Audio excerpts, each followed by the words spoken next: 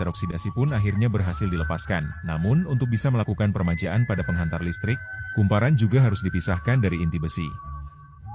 Untuk mempermudah, inti besi kembali dipanaskan dengan suhu tinggi. Tujuannya agar timah di dalam benar-benar meleleh, membuat kawat tembaga lebih lunak sekaligus membersihkan kotoran di dalamnya. Setelah kumparan dikeluarkan dari inti yang panas perlu didinginkan. Dari sini terlihat perubahan warna pada permukaan kumparan. Lapisan oksidasi luar memang sudah hilang, tetapi bagian yang tertutup inti masih belum memenuhi standar. Karena itu, montir kembali menggunakan palu untuk melonggarkan batang kumparan yang menempel di inti. Lalu ia menggunakan pahat untuk menekan secara perlahan hingga semua kumparan benar-benar longgar. Berkat keahlian dan kecepatan montir, proses pembongkaran pun selesai. Namun karena lapisan oksidasi dan kotoran sangat tebal, sebelum masuk tahap peremajaan, pemanasan dengan suhu tinggi pun kembali dilakukan. Dengan bantuan alat pembakar, suhu kumparan pun naik dengan cepat. Selanjutnya digunakan larutan tembaga sulfat yang melarutkan seluruh lapisan permukaan. Inilah kunci dari peremajaan kumparan. Akan tetapi, akibat sering dipanaskan dan dipukul, bentuk kumparan menjadi tidak beraturan sehingga perlu diluruskan kembali secara manual. Jika masih ada sisa timah di sudut batang kumparan, montir harus menghaluskannya dengan gerinda, agar tidak mengganggu kontak dengan komutator.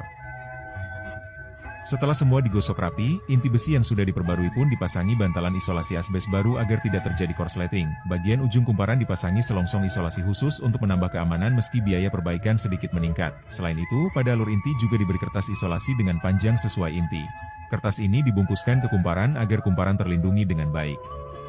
Setelah kertas isolasi terpasang kuat, batang kumparan disusun silang di dalam alur agar tidak salah posisi.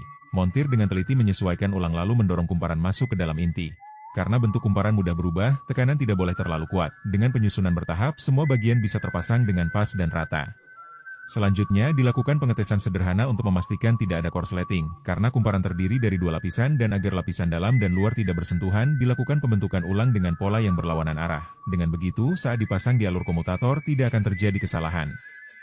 Komutator kemudian dipukul ringan dengan palu agar menempel pada poros. Dengan menggunakan benang, posisi celah komutator dan inti disejajarkan. Walau tanpa alat profesional, montir tetap bekerja dengan ketelitian tinggi.